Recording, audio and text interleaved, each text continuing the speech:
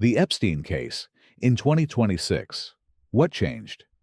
In August of 2019, Jeffrey Epstein was found dead inside a Manhattan jail cell. The official ruling was suicide. But 7 years later, the Epstein case still refuses to disappear. Not because people are obsessed with conspiracy theories, but because almost every major update seems to create even more unanswered questions. Millions of pages of documents have now been released. Powerful names continue to surface. Victims are still speaking publicly, and investigators in multiple countries are reopening parts of the network tied to Epstein. At the same time, debates around Epstein's death have returned to the center of public attention. Was it really a suicide? Or was Epstein abandoned, sacrificed, or eliminated by people who feared what he knew? Today, we're going through everything that has happened in the Epstein case up to this moment in 2026. The latest document releases, the investigations, the controversies, and why some people believe Epstein's death may have been more than just the collapse of a criminal empire. This is the complete update. Part 1. Why the Epstein case never died. To understand why the Epstein case still dominates headlines years later, you have to understand what made this scandal different. Jeffrey Epstein was not just a wealthy financier. He built relationships with politicians, billionaires, royalty, scientists, celebrities, executives, and some of the most influential people on the planet. For years, allegations surrounded him: teenage girls, sex trafficking, recruitment operations, private flights, secretive properties, and a social network so powerful that many people believed Epstein was untouchable. In 2008, Epstein received a highly controversial plea deal in Florida. Despite serious accusations, he served only a short sentence with unusual privileges. That deal alone became one of the biggest symbols of unequal justice in modern America. Then, in 2019, federal prosecutors arrested Epstein again. This time, the accusations were far more serious, and many believed this was finally the moment when the full network surrounding Epstein would be exposed. But only weeks later, Epstein was dead. The cameras near his cell reportedly malfunctioned. Some guards allegedly failed to follow procedure, and multiple irregularities immediately fueled public suspicion. The official investigation concluded that Epstein died by suicide.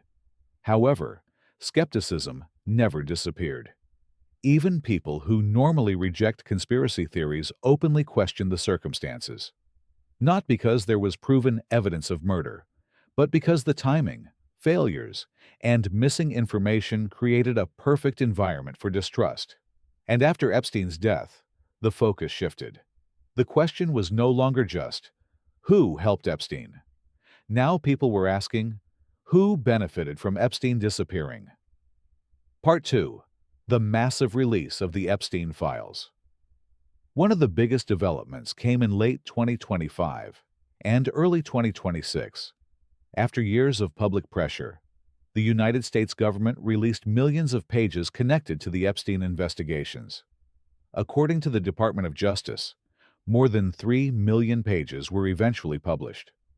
The archive reportedly included emails, financial records, flight logs, interviews, digital evidence, photographs, and investigative material collected over decades. For many people, this sounded like the moment the entire truth would finally emerge. But almost immediately, controversy exploded. Large sections were heavily redacted. Some files reportedly disappeared temporarily. Victims complained that their identities were exposed, while names of powerful individuals remained hidden. Critics accused the government of protecting elites. Being mentioned in Epstein-related documents does not automatically mean someone committed crimes. But the releases intensified public suspicion because they reinforced something people already believed. Epstein's operation was deeply connected to wealthy and influential circles. Former politicians, business leaders, international figures, even members of royal families. Some denied wrongdoing. Others faced renewed scrutiny, and several investigations expanded internationally. But even with millions of pages released, many people still believe the public has only seen fragments of the full story. Instead of closing the Epstein chapter, the disclosures reopened it. And for many observers, the biggest mystery remained the same. Why did Epstein die before going to trial? Part 3. Ghislaine Maxwell, the woman who knew everything. If Jeffrey Epstein was the architect of the operation, Ghislaine Maxwell was the one who kept it running. Maxwell, the British socialite and daughter of media mogul Robert Maxwell, met Epstein in the early 1990s. By most accounts, she became his closest companion, his fixer, his recruiter. In 2021, she was arrested, tried, and convicted on federal sex trafficking charges. She was sentenced to 20 years in prison. For many victims, the conviction was a partial victory, a fragment of justice after decades of pain. But the question that haunted the trial was never fully answered. Who else was involved? Maxwell's lawyers consistently argued she was being made a scapegoat, that more powerful people had been protected, that she was not the top of the chain. Maxwell did not cooperate with prosecutors in exchange for a reduced sentence. She maintained that she was a victim of the justice system, and that silence, deliberate or not, became its own kind of betrayal. Because if Maxwell had talked, really talked, the entire story might have unraveled differently. Instead, she went to prison. Epstein was dead, and powerful names connected to both of them largely moved on with their lives. When the Epstein Files were released in 2025 and 2026, Maxwell's name appeared throughout: her communications, her travel, her coordination. But many names around her remained blurred, hidden behind redactions that victims and advocates called outrageous. One former federal prosecutor said publicly, "The Maxwell conviction was not the end of accountability. It was the beginning of a longer reckoning that has still not arrived." Part 4. The Death That Changed Everything. August 10, 2019, Metropolitan Correctional Center, New York City. Jeffrey Epstein was found unresponsive in his cell. He was pronounced dead. The medical examiner ruled the death a suicide by hanging. What followed was one of the most contested official rulings in recent American history. The failures were immediate and undeniable. Epstein had been placed on suicide watch weeks earlier after a previous incident in his cell. He was later taken off suicide watch. That night, the 2 guards assigned to check on him allegedly failed to perform required rounds. One guard reportedly was not even a full corrections officer. Both were later charged with falsifying prison records, though the case was eventually dropped.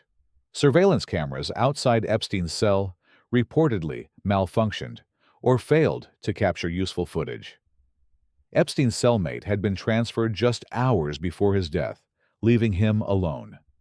And forensic experts hired by Epstein's family challenged the suicide conclusion, claiming that the injuries found on his neck were more consistent with homicide than self-inflicted hanging.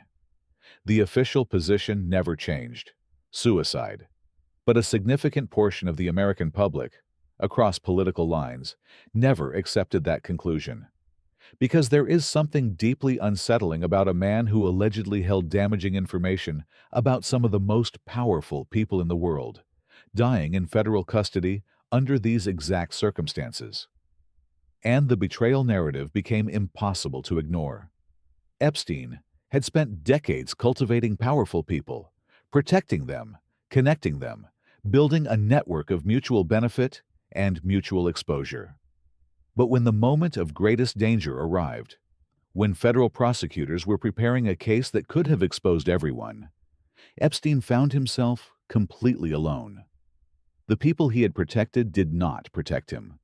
The system he had worked within turned against him. Whether that means someone arranged his death, or simply that his friends abandoned him to face justice alone, the result was the same. Jeffrey Epstein died before he could testify, and the full scope of what he knew died with him. Part 5. The names that won't go away. One of the most significant effects of the document releases was the resurfacing of names. The Epstein Files referenced dozens of high-profile individuals across politics, finance, entertainment, and international affairs. Some were described as associates, others as visitors to his properties. Others appeared in communications without clear context. In almost every case, representatives issued statements denying wrongdoing or stating that any contact with Epstein had been minimal and professional. And yet the damage was real, because in the court of public opinion, proximity to Epstein carries its own weight. One of the most debated names throughout this entire saga has been Prince Andrew, the Duke of York. Andrew appeared in photographs with Epstein. He was named in victim testimonies. In 2022, he settled a civil lawsuit brought by Virginia Giuffre, who accused him of sexual abuse, a settlement Andrew issued without admitting liability. The settlement amount was never made fully public. Andrew stepped back from royal duties. His public reputation was irreparably damaged, but no criminal charges were ever filed against him in the United Kingdom. And that gap between what the documents suggest and what the legal system has actually done remains one of the most contested aspects of the Epstein case. Critics argue that justice has been deeply unequal, that Epstein's victims were failed by the system twice. Once, when the 2008 plea deal protected him, and again, after his death, when the focus on procedural issues overshadowed the larger accountability question. Part 6. The betrayal at the center of everything. What makes the Epstein case so enduring is not just the scale of the alleged crimes. It is the layers of betrayal at its core. The victims were betrayed, first by Epstein and Maxwell, then by a system that failed to protect them for years, then by a legal process that seemed more focused on managing the scandal than delivering full accountability. The public was betrayed by institutions that withheld information, redacted documents, and allowed powerful individuals to escape scrutiny. And, in a dark, ironic way, Epstein himself may have experienced the ultimate betrayal.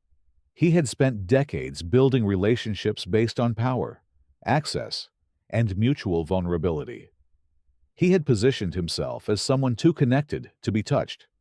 But the moment he became a liability, the moment his arrest threatened to unravel what others had worked so hard to protect, those connections evaporated. The powerful friends disappeared. The system he had manipulated and exploited no longer worked in his favor. And whether he died by his own hand or someone else's, he died abandoned. That is the central story of betrayal in the Epstein saga. Not just what he did to others, but what was ultimately done to him. Power protects power until it doesn't. And when the calculation changes, even the most connected people can find themselves completely isolated. That is a lesson that appears repeatedly throughout history, and it is a lesson the Epstein case illustrates with brutal clarity. Part 7. Where Things Stand in 2026. As of 2026, the Epstein case exists in a strange middle state. Some justice has been delivered. Ghislaine Maxwell is in prison.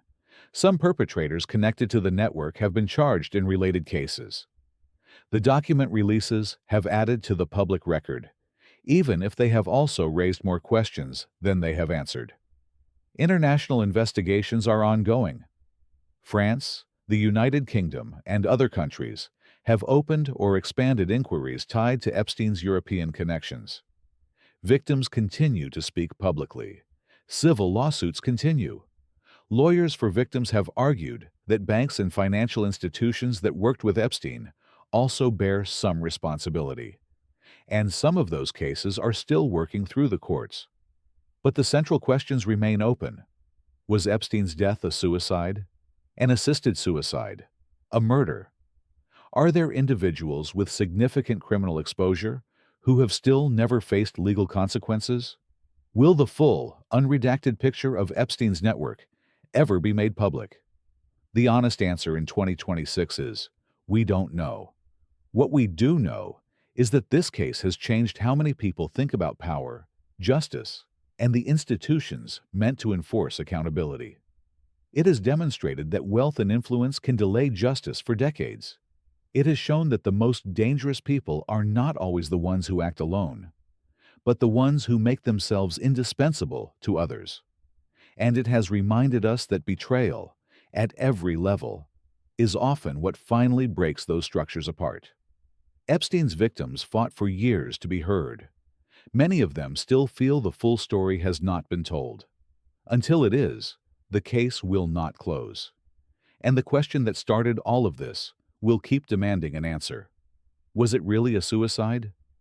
Or did the most connected man in the world die because, in the end, he had no one left to protect him? That question is still waiting for the truth. And the truth